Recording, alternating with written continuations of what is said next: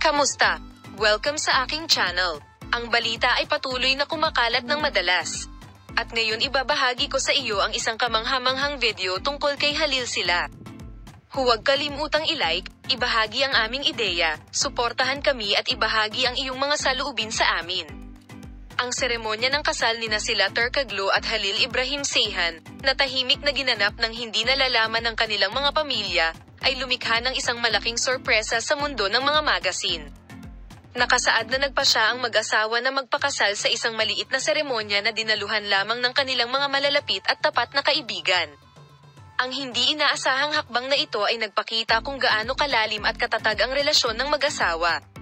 Ang punto kung saan pinag-uusapan ng hindi inaasahang lalaki ang init at tibay ng relasyon ng mag-asawa ay ang balitang itinago ni sila Turkoglu at Halil Ibrahim Ceyhan. Ang kanilang desisyon sa pagpapakasal sa kanilang mga pamilya ay lalong nagpalaki sa kaganapan.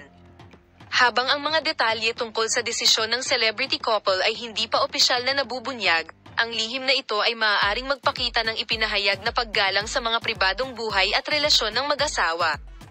Ang matalik na seremonyang ito, na ginanap ng mag-asawa ng hindi nalalaman ng kanilang mga pamilya, ay tila isang espesyal na pagpapahayag ng pagmamahal at debosyon.